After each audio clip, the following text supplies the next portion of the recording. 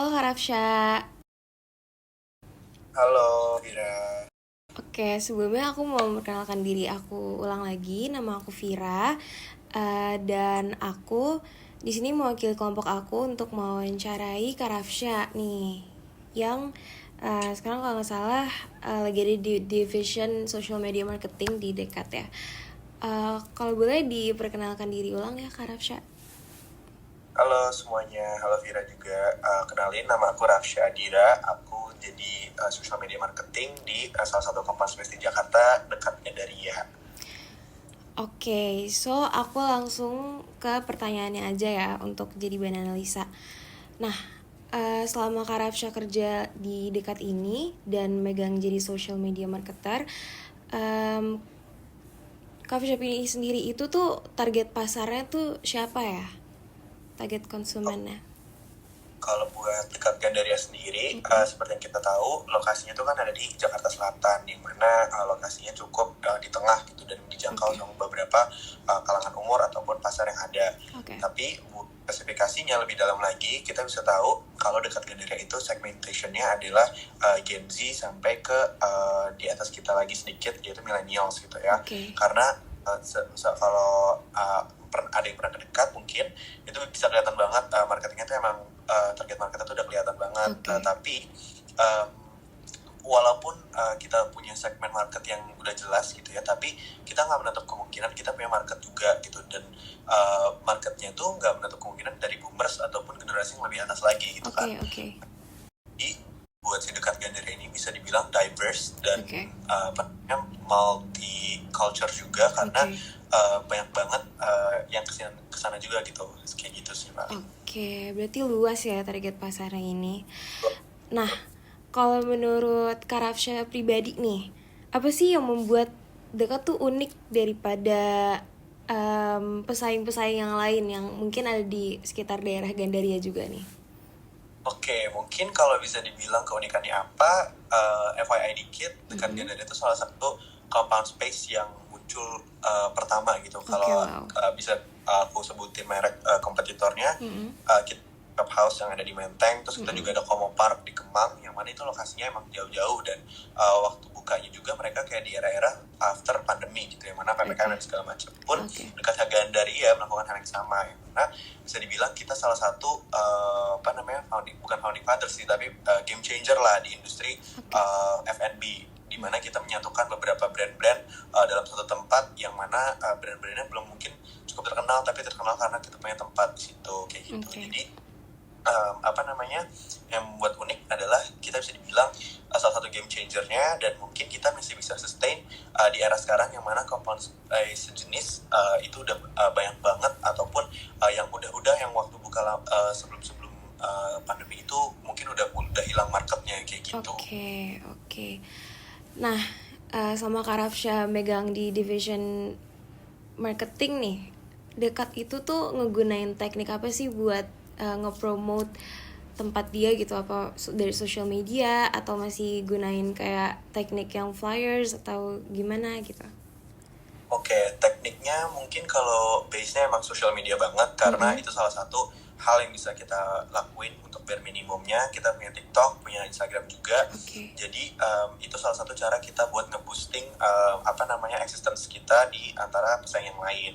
Cuman cara promosi yang lainnya adalah dengan kita bikin acara di situ. Jadi kalau mungkin teman-teman ada yang pernah dekat, itu sering banget di setiap weekend ataupun kayak dalam beberapa bulan sekali itu emang ada acara di situ, dan emang acaranya kita base-nya music gitu ya, penampilan artis-artis yang mungkin bisa dibilang kasarnya underground, yang belum punya terkenal, tapi mereka punya marketnya sendiri. Nah, jadi secara nggak langsung dengan kita bikin acara regularly atau kita bikin acaranya weekly, monthly, segala macam, itu salah satu upaya kita buat nge-boost market kita supaya lebih besar lagi kayak gitu. Jadi caranya adalah melalui internal dan external powers kita sih gitu.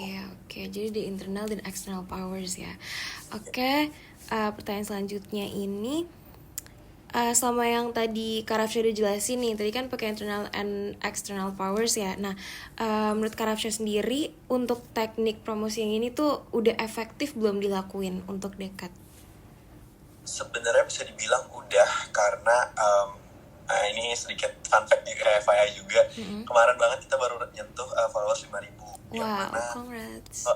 tak cuma di 4.500-an doang, dan akhirnya kita tembus di 5.000. Sekarang tetap growing juga karena ada satu acara, yaitu Sepakat. Salah satu acara kita itu sebuah pasar di dekat, yang mana kita ngundang beberapa KOL buat buka bazar di situ juga. Oke. Dan bisa dibilang ini salah satu cara yang kita bisa bilang berhasil karena kita bisa ngundang external parties untuk nge-boosting up social media kita gitu. Jadi peran mereka, si external parties ini atau external factors ini emang sangat signifikan perubahannya buat di dekat itu sendiri, karena yang kita undang punya marketnya lagi punya marketnya lagi punya market di dalam yang ada, ya udah jadi kayak disatuin di satu tempat, yang mana itu ngedorong kita banget kayak gitu.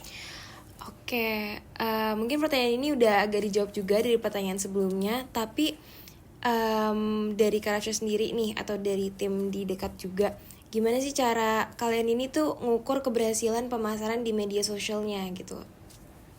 Oke, buat ngukurnya sendiri kita lihat dari engagement sebulan sih paling. Kayak misalnya kemarin kita tembus followers 5.000 tapi dengan viewer story itu di 7.000, yang mana itu nilainya lebih dari apa yang kita punya gitu, powernya. Yang mana kayak ada banyak banget di luar non followers dari dekat Gandaria itu yang mampir cuma sekedar buat ngeliat story-nya, yang mana bisa kita bilang kita udah menjangkau dan udah naikin brand awareness yang kita punya, atau enggak kita kasarnya udah menyentuh pasar-pasar yang kita nggak expect buat sentuh itu, tapi mereka dapat karena kita manfaatin apa yang kita punya gitu. Yang terutama itu kayak gitu sih paling kalau bisa dikatakan. Sama konten FYP kali ya. Iya ya. Reelsnya blow up banget gitu, engagement dan insight-nya. Oke, berarti so far emang dari teknik yang dilakuin itu udah nge-reach marketnya banget ya. Terus kalau misalkan Karafsha sendiri ini gimana caranya untuk nge-create konten yang menarik dan relevan bagi segmen pasar itu sendiri, bagi consumersnya sendiri gitu? Gimana tuh cara nge-create konten yang oke? Mungkin aku mau jelasin sedikit lagi biar lebih jelas, takutnya tadi ada misinfo. Buat market pasar yang datang emang kita broad banget, tapi kalau buat social media kita tuh fokus di banget, yang mana kayak Gen Z itu gampang kebawa tren, Gen Z itu gampang banget terima ini itu dengan mudah. Nah biasanya apa? Adalah konten-konten yang emang relevan dan mudah masuk ke Gen Z, supaya cepat FYP juga, supaya cepat dilihat, karena konten kita tuh ringan, konten kita tuh bisa dibilang nggak berat bobotnya gitu dan segala macam. Nah jadi kalau buat social media sendiri kita emang ngikutin base trends gitu kalau bisa dibilang, karena dengan mengikuti tren yang ada, pakai sound yang ada, atau kayak pembawaan suatu hal yang lagi in banget, itu justru malah nge-boost kita juga supaya bisa lebih dikenal dan lebih bisa naikin market kita juga melalui media kayak gitu. Oke. Untuk dari aku sendiri, pertanyaan untuk analisa aku udah terjawab semua oleh Karafsha. Sebelumnya aku makasih banyak karena Karafsha udah bersedia untuk jawab pertanyaan-pertanyaan analisa aku. Semoga juga dekat makin sukses ke depannya, Karafsha juga. Terima kasih banyak Karafsha. Terima kasih juga Vira atas waktunya. Semoga apa yang aku sampaikan bisa berguna juga ke depannya. Terima kasih. Oke, makasih.